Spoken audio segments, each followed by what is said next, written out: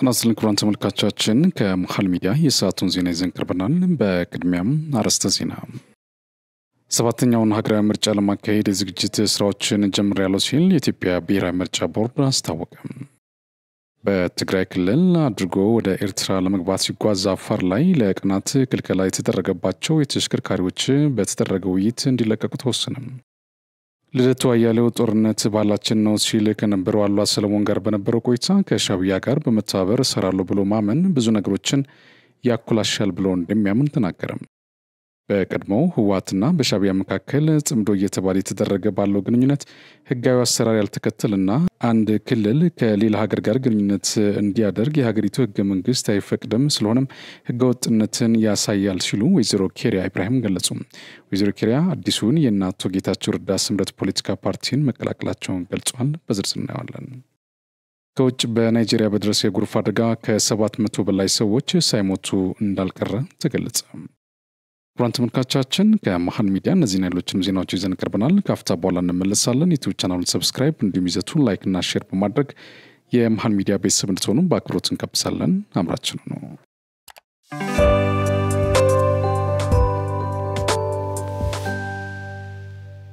ጤና ይስጥልን ውድ የመሃል ሚዲያ ወዳጅና ቤተሰቦች፣ በአገር ፍቅር ለተገነባው መሃል ሚዲያችን ጉልበትና ጥንካሬ የሆነው ዘንድ ወደፊት ለምናደርገው የስኬት ጉዞ አንዱ መንገድ እየተሸለምን የምንደግፍበት ልዩ የዕጣ ፕሮግራም ነው። በዚህ ዕጣ ለየት ያለ ምርጥና ዘመናዊ ላፕቶፕ ተዘጋጅቷል። ዋው! ዕጣውን በፍቅር በመግዛት አንድም መሃልን ይደግፉ፣ አንድም የቤተሰቡ ማስታወሻ ባለድል ይሁኑ። በአንድ ድንጋይ ሁለት ወፍ። ለርሶ ለወዳጅ ዘመዶ ምርጥ ቤተሰባዊ ስጦታ እንግዲያውስ ይፍጠኑ፣ እንዳያመልጦ። ለአጭር ጊዜ ብቻ የሚቆይ ለሀገራችን ሰላም፣ እድገት፣ ብልጽግና የድርሻውን እየተወጣ ላለ ሚዲያችን ምልክቱን ያኑ። እንዲሁም ታሪካዊ ዕድለኛ ሆነው ይሸለሙ። ዕጣውን $20 ወይም $2000 ብቻ ይግዙ።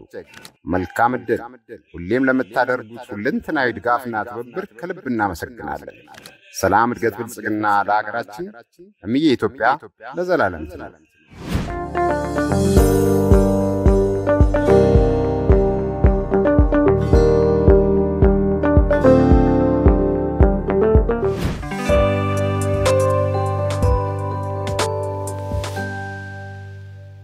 በቅድሚያ የገጠሩን ማህበረሰብ አኗኗር ለማሻሻል የተጀመረው የገጠር ኮሪደር ልማት በሁሉም አካባቢዎች እየተስፋፋ ነው ሲሉ ጠቅላይ ሚኒስትር ዶክተር አብይ አህመድ ተናገሩ። ጠቅላይ ሚኒስትሩ በማህበራዊ ትስስር ገጻቸው ባሰፈሩት ጽሑፍ ዛሬ በማዕከላዊ ኢትዮጵያ ክልል ሀላባ ዞን ወይራ ዲጆ ወረዳ ሲምባጣ ቀበሌ የገጠር ኮሪደር ልማት አካል የሆነው ሞዴል የገጠር መንደሮች ግንባታን አስጀምረናል ብሏል። ሞዴል የገጠር መንደሮች ቀላል ወጪ የሚጠይቁና በአካባቢው በሚገኙ ግብዓት የሚገነቡ ሲሆኑ አርሶ አደሩም ጤናማና ክብር ያለው ህይወት እንዲኖር እንደሚያስችል ተናግሯል። በአካባቢው ከ2000 ሄክታር መሬት በላይ በመስኖ የበቆሎ ምርጥ ዘር፣ ብዜት እንዲሁም የአትክልትና ፍራፍሬ ልማት እየተካሄደ እንደሚገኝም ጠቅሷል። ይህም ከዚህ ቀደም በጎርፍ ድርቅ አደጋ ይታወቅ የነበረው አካባቢ የልማት ተምሳሌት ያደርገዋል ሲሉ ጠቅላይ ሚኒስትር ዶክተር አብይ አህመድ ተናግረዋል። ሰባተኛው ሀገራዊ ምርጫ ለማካሄድ የዝግጅት ስራዎች ጀምሬያለሁ ሲል የኢትዮጵያ ብሔራዊ ምርጫ ቦርድ አስታወቀ። የኢትዮጵያ ብሔራዊ ምርጫ ቦርድ ሰብሳቢ ሜላትወርቅ ኃይሉ የቀጣዩን ሀገራዊ ምርጫ ዝግጅትና ተያያዥ ጉዳዮች አስመልክቶ መግለጫ ሰጥቷል።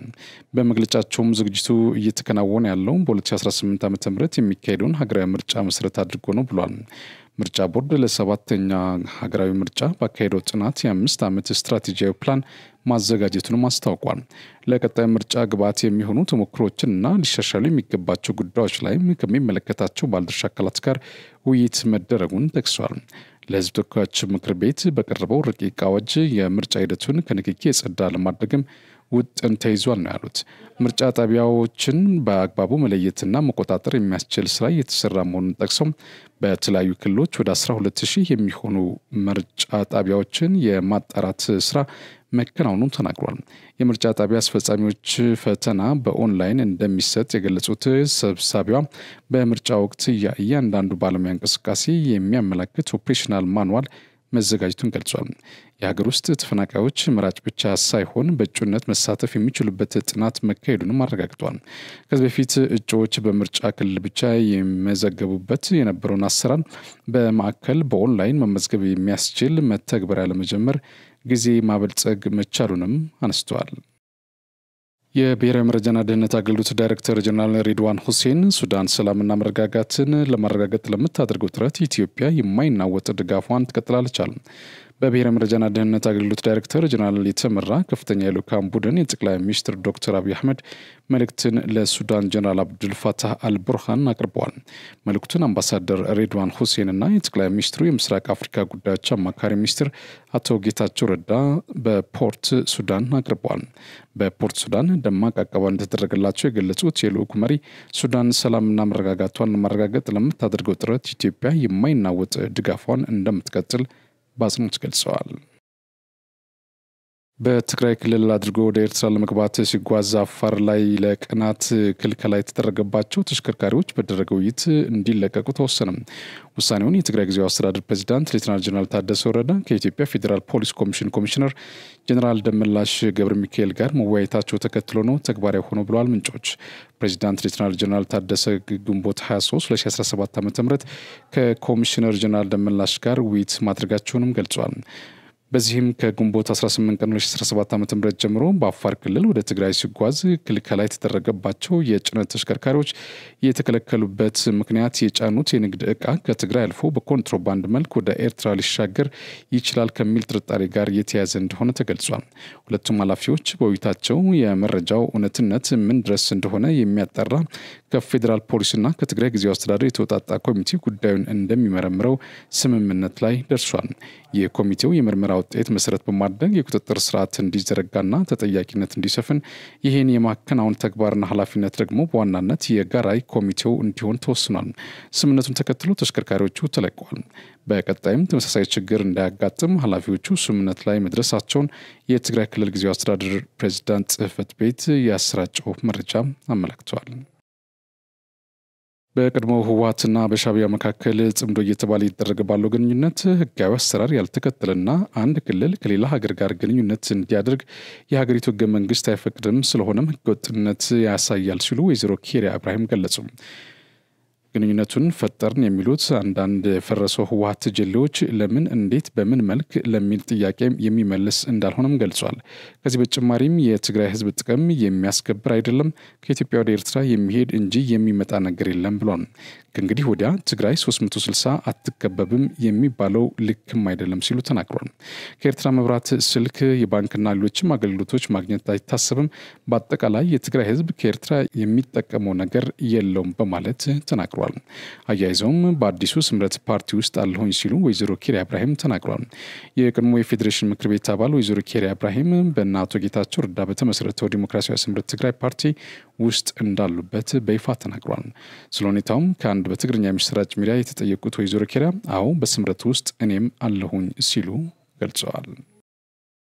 ከኢትዮጵያ ታሪካዊ ጠላቶቻችን ጋር የጦርነት ስምምነት ውስጥ ገብቶ ኢትዮጵያን ለማጥቃት የሚደረግ እንቅስቃሴ ተገቢነት የሌለው ነው ሲሉ ከፈረሰው ህወሓትና ሌሎችም ጸረ ሰላም ኃይሎች ጋር በትብብር ሲሰራ የነበረው ፖለቲከኛ ልደቱ አያሌው ተናገሩ። ፖለቲከኛው ጦርነት ባህላችን ነው ሲል ከነበረው አሉላ ሰለሞን ጋር በነበረው ቆይታ በተለይ ከሻዕቢያ ጋር በመተባበር እሰራለሁ ብሎ ማመን ብዙ ነገሮችን ያኮላሻል ብሎ እንደሚያምን ተናግሯል። አቶ ልደቱ ምንም እንኳን የፖለቲካ አቋሙ በየጊዜው የሚለዋወጥና በሚስጥር የሚያደርጋቸው ግንኙነቶች ከሚላቸው በዘለለ ቢሆንም በዚህ ጉዳይ ላይ የሚደረግ ትብብር ራስን በራስ እንደማጥፋት መሆኑን የሚያመላክት ሀሳብ አንጸባርቋል። ፖለቲከኛው አክሎ እንደተናገረው የፈረሰው ህወሓት አመለካከትና አካሄድ ለትግራይም ሆነ ለሀገር የማይበጅ መሆኑን ሊሰመርበት እንደሚገባ ተናግሯል። የሰጡን ሀሳብ ተከታትለን እንመለስ። ከኢትዮጵያ ታሪካዊ ጠላቶች ጋር የጦርነት ስምምነት ውስጥ ገብቶ ኢትዮጵያ ውስጥ ያለው ኃይል ለማጥቃት መሞከር ተገቢ ነው የሚል በተለይ ደግሞ ሻዕቢያ ማንም ለኢትዮጵያ ህዝብ ታገላለሁ የሚል ኢትዮጵያዊ ድርጅት ያን አጀንዳውን ከሻዕቢያ ጋር አብሮ ቆሞ ያኮላሸው ይሆናል እንጂ ያሳካዋል ይችላል የሚልበት የለም። እያልኩ ያለሁት መታገል አለባችሁ እያልኩ የቲፒኤልኤፍ አመለካከት ለትግራይ ህዝብ እስካሁን ማድረግም ወደፊትም አይበጅም፣ ለኢትዮጵያ አይበጅም። ይሄን ኃይል ታግሎ ማሸነፍ ያስፈልጋል የሚል እምነት አለ። አሁን ቅድም አሉላ ምን አለ ሰላማዊ ሰልፍ መቀሌ ተጠናክሮ መቀጠል አለበት እሱ ነገር አሁን የትግራይ ወጣት ቻሌንጅ ሊያደርገው ይገባል ፒኤልኤፍ ቢያም ማን ነው ይሄን ኃይል እያደራጀ ያለው ቀለብ እየሰጠው ያለው ዩኒፎርም እየሰጠ ያለው መሳሪያ እየሰጠ ያለው ማን ነው ከጀርባ ያለው ሶ መፍትሄው ምንድነው ቲፒኤልኤፍ በብቸኝነት የትግራይን ፖለቲካ የበላይ ሆኖ መቀጠል የለበትም ሌሎች አስተሳሰቦችን ሌሎች ኃይሎችን ማጋራት አለበት ስልጣን በደቡብ ሱዳን የኢትዮጵያ ብሔራዊ ድጋፍ ሰጪ ቡድን በዩናሚስ ለተሰማሩት ሞተራይዝድ ሰላም አስከባሪ ሻለቆች የተልእኮ ውጤታማነት አስፈላጊውን ድጋፍ እየሰጠ መሆኑን ገለጸ። ቡድኑ በዩናሚስ ለተሰማሩት ሞተራይዝድ ሰላም አስከባሪ ሻለቆች የተሽከርካሪ፣ የማሽነሪ፣ ጄኔሬተር የመሳሰሉ ተጠጋኝ ንብረቶች በአግባቡ አገልግሎት ላይ እንዲውሉ በማድረግ ረገድ ከፍተኛ ድጋፍ እያደረገ መሆኑን ኃላፊው ኮሎኔል ባጫ ግሩምሳ ተናግረዋል።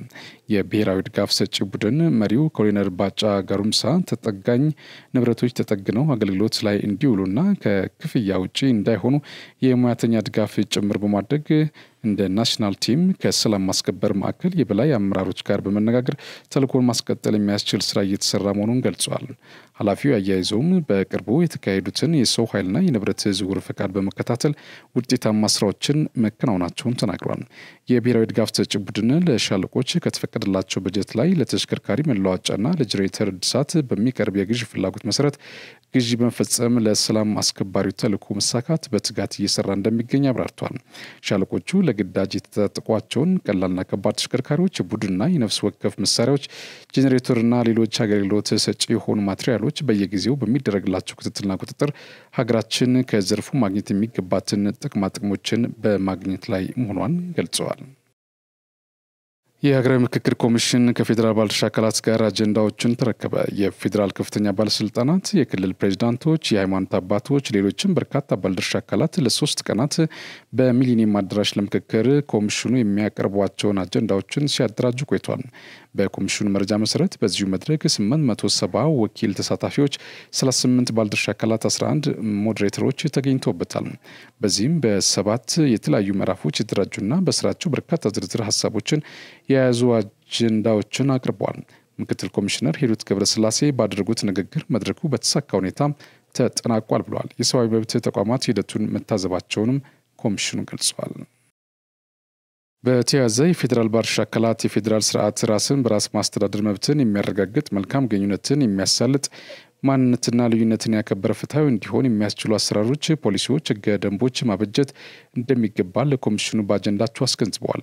የሃይማኖት፣ የቋንቋና የባህል ብዝሃነትን በትክክል ያከበሩና የሚያስተናግዱ ፖሊሲዎችን፣ መመሪያዎችን መዘርጋትና አፈጻጸማቸውን መቆጣጠር እንደሚገባ አሳስበዋል። የእምነትና የሃይማኖት ነጻነት መረጋገጥ፣ የሃይማኖት እኩልነትና መልካም አስተዳደር፣ የመንግስትና የሃይማኖት ልዩነት ህገ መንግስታዊ አፈጻጸም፣ የአምልኮ ቦታዎችና ቤተ እምነቶች ሌሎች መገልገያዎችን የሚመጥኑ መንግስታዊ ክብርና አገልግሎት የሚመለከት ጉዳዮችም መጤን እንዳለባቸው ገልጿል።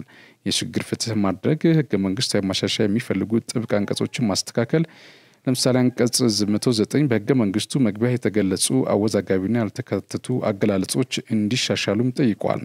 የሀገሪቱ የስራ ቋንቋ፣ የመሬት አስተዳደር፣ የሀገረ መንግስት ባለቤትነት፣ የመንግስት መዋቅርና አደረጃጀት፣ በክልሎችና የፌዴራል መንግስት ልዩነት፣ የባህር በር ህገ መንግስታዊነት፣ አዲስ አበባን ጨምሮ የዋና ከተሞች ጉዳይ፣ የመንግስትና የሃይማኖት ግንኙነት ጉዳዮች እንዲሻሻሉም በአጀንዳነት አቅርቧል።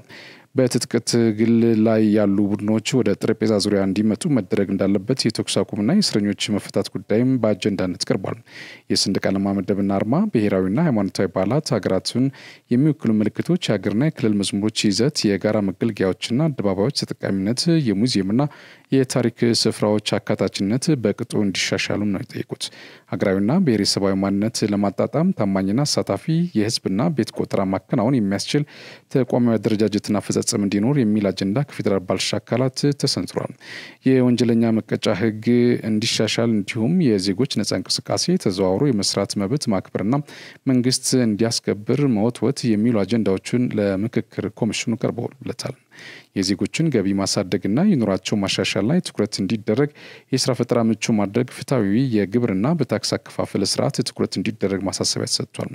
ከላይ ያሉት በአጠቃላይ ፌዴራል ባለድርሻ አካላት ጋር በጋራ ያቀረቧቸው አንኳር አጀንዳዎች ሲሆኑ ትላንት በተናጠል አጀንዳቸውን ካቀረቡት ቡድኖች መካከል መከላከያ ሰራዊት፣ ሌሎች የጸጥታ አካላትም የክልሎች አወቃቀር በቋንቋ ሳይሆን በጂኦግራፊ እንዲሆን የጸጥታ ተቋማት መሪዎች በክህሎት እንጂ በፖለቲካ መመረጣቸው እንዲቀር በአጀንዳቸው ጠይቀዋል ሲል ምንጮች አብራርተዋል።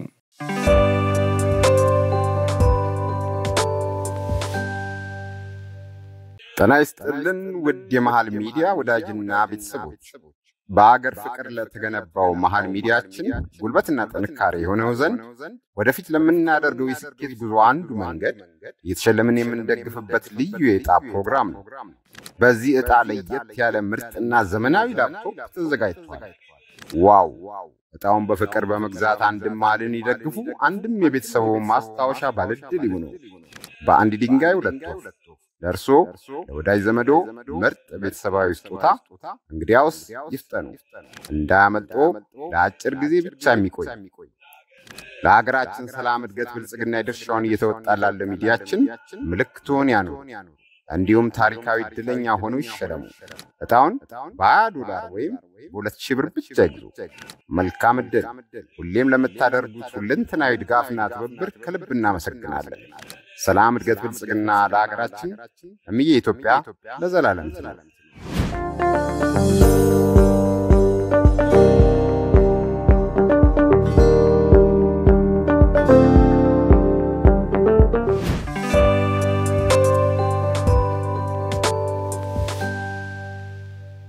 የዜና መቀጠል ተላልፈላችሁ ከመሃል ሚዲያ ነው። ወደ ዜና አልፋለሁ። ወደ ከፍተኛ ደረጃ የተሸጋገረ የጭንቅላትና የአንገት ካንሰር ያለባቸው ሰዎች ችግሩ በድጋሚ ሳይከሰት ለረጅም ጊዜ እንዲኖር የሚያስችል መድኃኒት ላይ የደረገው ሙከራ አዎንታዊ ውጤት ማሳየቱን ተመራማሪዎች ገለጹ። በመድኃኒቱ ጥናት ላይ የተሰማሩ ሳይንቲስቶች እንዳሉት ለማከም አስቸጋሪ ከሆነው ካንሰር ጋር ለ20 ዓመታት ለኖሩ ሰዎች የመጀመሪያ ተስፋ የፈነጠቀ ነው ብሏል።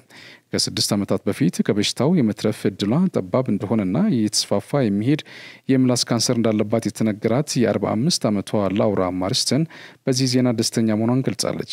በጭንቅላትና በአንገት አካባቢ የሚከሰተውን ካንሰር ማከም በጣም አስቸጋሪ ከመሆኑ በተጨማሪ ባለፉት 2 አስርት ዓመታት በሽታውን ለማከም በሚደረገው ሂደት ውስጥ ይህ ነው የሚባል የጎላ ለውጥ ሳይታይ ቆይቷል። በጭንቅላትና በአንገት ላይ በሚከሰተው የተስፋፋ በሚሄደው ካንሰር ከተያዙ ሰዎች መካከል ከግማሽ የሚበልጡት በ5 ዓመታት ውስጥ ለህልፈት ተዳርጓል። ካንሰርን ለማከም አዲስ መንገድን ለመፈለግ የሚካሄደው ዓለም አቀፍ ጥረት አካል የሆነው እና በለንደን የካንሰር ኢንስቲትዩት እየተካሄደ ባለው ስራ ተሳታፊ የሆኑት ፕሮፌሰር ኬቪን ሃሪንግተን በመድኃኒቱ ላይ የተገኘው ውጤት ተስፋ ሰጪ መሆኑን ገልጿል። በዚህ ሂደት ካንሰር ያለበት ክፍል ተፈጥሯዊ በሽታን የመከላከል ብቃቱን በማዳበር የካንሰር ህዋሳትን እንዲዋጋ የሚያስችል አቅም እንዲፈጥር በማድረግ እባጩ የሚወገድ ሲሆን ከዚህም በኋላ መድኃኒቱ በሽታን የመከላከል አቅሙን ለማጠናከር እስከ 1 ዓመት ድረስ ይሰጣል። አዲሱ ዘዴ አዎንታዊ ውጤትን አሳይቷል። መድኃኒት የሚሰጣቸው ህሙማን ከ3 ዓመታት በኋላ ካንሰር በሌላው አካላቸው ክፍል ላይ የመከሰት እድሉ በ10 በመቶ ይቀንሳል። በመድኃኒቱ ሙከራ ላይ የተሳተፈችው ላውራ በመድኃኒቱ ምክንያት በህይወቷ ተስፋ እንደተፈጠረላትና እስካሁንም ለመቆይቷ ምክንያት መሆኑን ተናግራለች። ይህም ህክምናም በአስደናቂ ሁኔታ ህይወቴን መልሶልኛል ስትል የተመለከተችውን ለውጥ ገልጻለች። ተመራማሪዎቹ እንደሚሉት በህክምናው ሂደት ለተገኘው ውጤት ቁልፍ ነገር ካንሰሩ በተከሰተበት ቦታ ላይ ቀዶ ህክምና ከማድረግ በፊት መድኃኒቱ መሰጠቱ ነው። ይህም ካንሰሩ ተመልሶ እንዳይመጣ ለማድረግ የሰውነት በሽታን የመከላከል አቅም እንዴት መዋጋት እንዳለበት እንዲለማመድ ያደርጋል። ይህ ህክምና አይነት በካንሰር የተያዙ ህሙማን ዓለም በበጎ ሁኔታ ሊቀይረው ይችላል ሲሉ ፕሮፌሰር ሃሪንግተን ተናግሯል። በሽታው በሰውነት ውስጥ እንዳይስፋፋ መድኃኒቱ በከፍተኛ ሁኔታ ይቀንሷል። በሂደትም ከማይታወቅበት ደረጃ ላይ እንዲደርስ ማድረግ ያስችላል ብሏል ፕሮፌሰር። በየዓመቱ በዩናይትድ ኪንግደም ውስጥ 12800 የሚሆኑ አዳዲስ የጭንቅላትና የአንገት የካንሰር ምርመራ ውጤቶች ይመዘገባሉ። ይህ ህክምና በተለይ በአንዳንድ ህሙማን ላይ በጥሩ ሁኔታ ውጤታማ ሲሆን በሙከራው ላይ በተሳተፉ በሁሉም ታማሚዎች ላይ መስራቱ ደግሞ በጣም አስደሳች ነው ያሉት ፕሮፌሰር ሃሪንግተን አሁን መድኃኒቱ ለህክምና መቅረብ እንደሚችል አመላክቷል። ይህ ጥናት ግኝት ለዓመታዊው የአሜሪካ የካንሰር ህክምና ማህበር ስብሰባ ላይ ቀርቧል። ሐሙስ ዕለት በናይጄሪያዋ ሞካዋ ከተማ የጣለው ከባድ ዝናብ ተከትሎ በተፈጠረ ከባድ ጎርፍ ምክንያት የሞቱ ሰዎች ቁጥር ከ200 በላይ መሆኑ ሲገለጽ ይህ ቁጥር እስከ 700 እንደሚደርስ ተነግሯል። በሀገሪቱ ማዕከላዊ ናይጀር ግዛት ውስጥ በደረሰው አደጋ እስካሁን 500 ሰዎች የደረሱበት አለመታወቁን ተከትሎ የአካባቢ ባለስልጣናት ለቢቢሲ እንደተናገሩት በህይወት የሚገኝ ሰው ከዚህ በኋላ አይኖርም በሚል እምነት የነፍስ አድን ጥሪን ተቋርጧል። ባለፉት 60 ዓመታት ሀገሪቱ ካጋጠማት የጎርፍ አደጋ ሁሉ የከፋው ነው የተባለው ይህ ጎርፍ ቴፊን፣ ማዛ እንዲሁም አንጓን፣ ሐዋሳ የተባሉ ከተሞች ላይ ከባድ ውድመት አድርሷል። በአካባቢው ተላላፊ በሽታ እንዳይዛመት ለማድረግ በጎርፍ የተቀበሩ ግለሰቦችን ቆፍሮ በማውጣት ተገቢውን የቀብር ስነ ስርዓት ማከናወን በቅርቡ እንደሚጀመር የሞካዋ አካባቢ አስተዳዳሪ መሐመድ አሊዩ ተናግሯል። የአካባቢው ነዋሪዎች አይናቸው እያየ ቤታቸውና ቤተሰቦቻቸው በጎርፍ ሲወሰድ መመልከታቸውን ለቢቢሲ ተናግሯል። ባለቤቱና ጨቅላ ልጁ በጎርፍ የተወሰደበት አዳሙ ዩሱፍ የተባለው ግለሰብ ቤተሰቤን ጎርፍ ሲወስድ ምንም ማድረግ ሳልችል ቁሜ ተመልክቻለሁ፣ እኔም መዋኘት በመቻሌ ነው የተረፍኩት ብሏል ለቢቢሲ። ሳሊኡ ሱሌማን የተባለ ሌላ ግለሰብ ጎርፉ ቤት አልባ እንዳደረገው ገልጾ ከንግድ ያገኘው ገንዘብና ንብረት አብሮ መወሰዱን ተናግሯል። በጎርፍ የተነሳ $1500 የሚያወጣ ንብረት ወድሞብኛል። ቀደም ብሎ ከሸጥኩት የግብርና ምርት ያገኘሁት ነበር። ከተቀመጠበት ቀጣይ ክፍል ሄጄ ማውጣት ፈልጌ ነበር፣ ነገር ግን የውሃው ግፊት አስፈራኝ ብሏል። እሁድ ዕለት የአገሪቱ ብሔራዊ አደጋ ጊዜ አስተዳደር ኤጀንሲ በጎርፍ አደጋው ለተጠቁ ሰዎች የእርዳታ አቅርቦት ማዳረስ እንደሚጀምር ተናግሯል። ኤጀንሲው በፌስቡክ ገጹ ላይ በለጠፈው መረጃ መሰረት በጎርፍ መንገዶች ላይ እና ድልድዮች ጉዳት ደርሶባቸዋል። ይህም በአካባቢው የኢኮኖሚና የትራንስፖርት እንቅስቃሴ ላይ ተጽዕኖ ፈጥሯል። የናይጄሪያ ቀይ መስቀል አርብ ዕለት ባወጣው መግለጫ በሀገሪቱ የጣለውን ከባድ ዝናብ ተከትሎ የተከሰተው ጎርፍ ከባድ የህይወት ማጥፋትና ሰፊ ስጋት ፈጥሯል ብሏል። በናይጄሪያ ከሚያዝያ እስከ ጥቅምት ወር ባለው የዝናብ ወቅት የጎርፍ አደጋ በተደጋጋሚ ያጋጥማል። እንደ አውሮፓውያኑ የዘመን ቀመር በ2024 የጣለውን ከባድ ዝናብ ተከትሎ በደረሰው የጎርፍ አደጋ በርካቶች ሲሞቱ፣ ሌሎች ደግሞ ቤት ንብረታቸው ጥለው ተፈናቅለዋል። በ2022 እንዲሁ በደረሰ የጎርፍ አደጋ ከ600 በላይ ሰዎች ሲሞቱ 1.3 ሚሊዮን የሚሆኑ ህዝብ ደግሞ ከቤት ንብረቱ ተፈናቅሏል።